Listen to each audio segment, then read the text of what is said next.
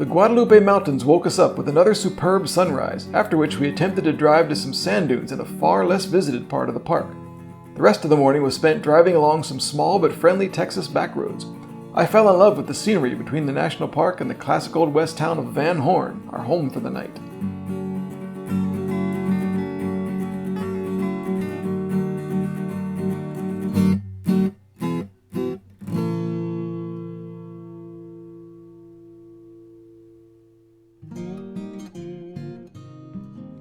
I don't know what time it was when I woke up in the tent in Guadalupe Mountains National Park. Phones get confused about the time since it's on the border of the mountain and central time zones. I think it was about 6 a.m. Whatever time it was, Maceo was still sleeping, but our first morning in Texas was captivating.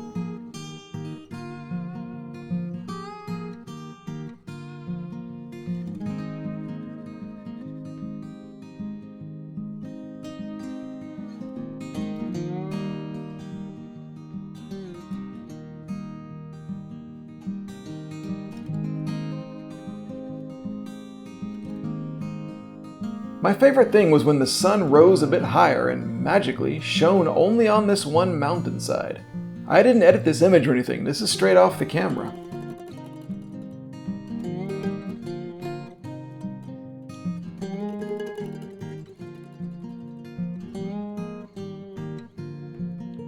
Maceo and I had actually both slept pretty well.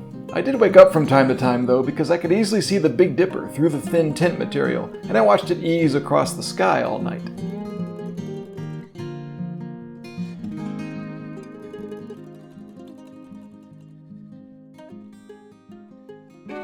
After breakfast, we packed up and set out on a drive around the southern edge of the national park, on our way to some sand dunes on the western edge.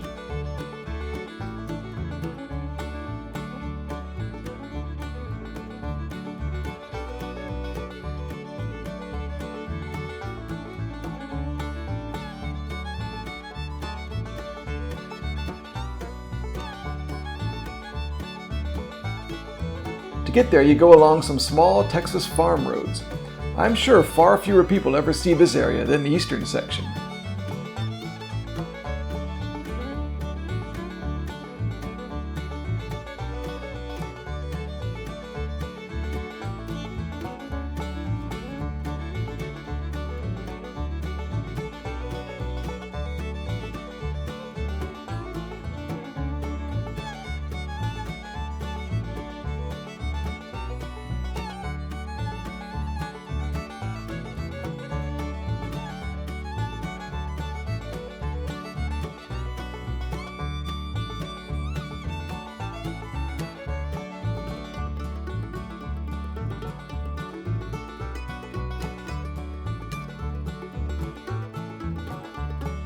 By the way, if you work at Enterprise, I assure you that this is all special effects. We would never actually take your lovely little Toyota down some dusty washboard road like this deep in rural Texas. I love you, Enterprise.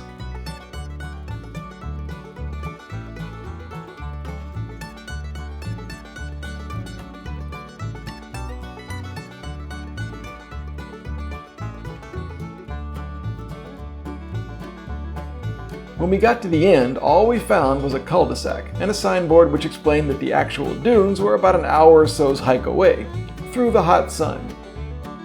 We decided that we'd enjoyed the drive and didn't really need to see the dunes that badly.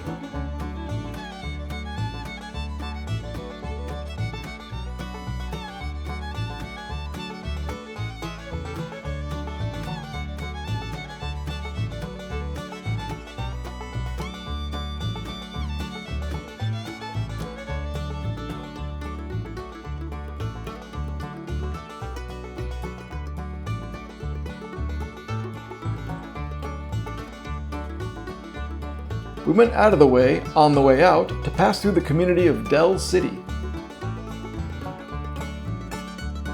This town was established in 1948 when a strong water source was discovered. Farms sprang up, and it still looks green and pleasant, especially in the cool satellite view. But despite the name, the population of Del City was never more than about 500, even less now. It's 4 miles from the New Mexico border and many miles from any big populated place in Texas. A real hidden community.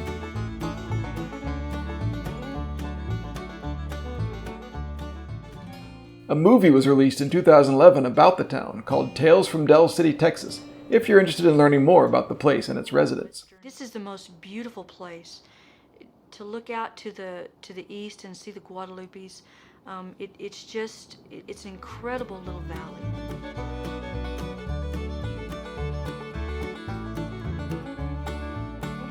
The vast areas and the unapologetic roughness of Texas give rise to a sort of fatalistic directness. In other states, we've been seeing signs warning drivers of deer or cattle or turtles, but we haven't really been seeing any of these promised creatures, despite getting our hopes up. Here, though, when you see a sign to watch for blowing dust, they're not messing around. Thanks for being a straight shooter, Texas.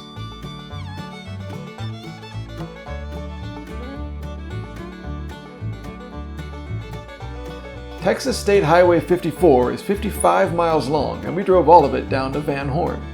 It's actually a really interesting road. It passes through no towns and connects with no other highways or major roads, except at both ends. I mean, that's what I call interesting.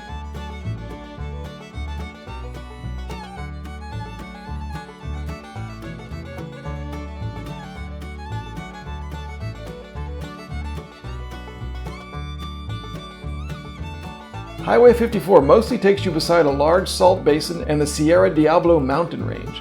Much of this area is owned by Amazon founder Jeff Bezos, and this is where his rocket company Blue Origin is located.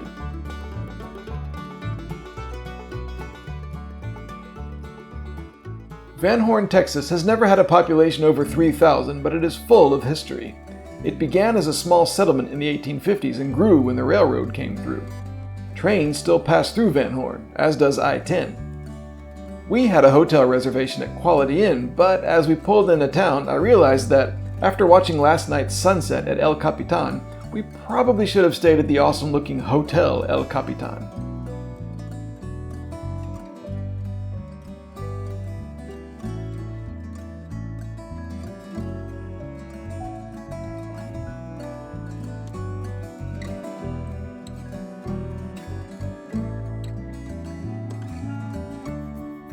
After the Quality Inn let us check in right around lunchtime, the rest of the day was spent resting up and planning for tomorrow. I took a shower with my pants on, so we'd both be clean. The thing about Bluffworks pants is that they dry immediately.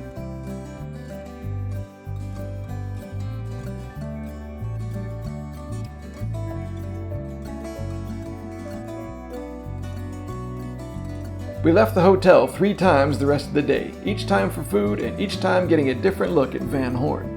Lunch was right next to the hotel and shamefully unexciting. Later we picked up some picnic supplies at charming little Porter's grocery store.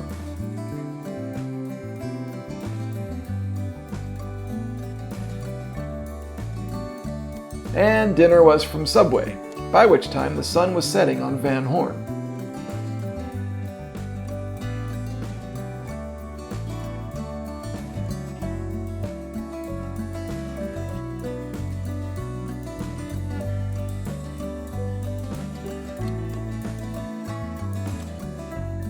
There's nothing like the bold colors of the sky and the serene feeling of infinity in West Texas.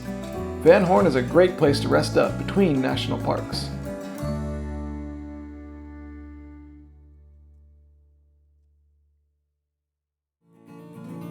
Tomorrow we hit the road early and brave some spooky weather to get a controversial campsite in unbelievable Big Bend National Park. The attractions in this gigantic section of Texas are varied and awe-inspiring, even if the fierce weather threatened to blow our tent away and force us to eat our camping food inside the car.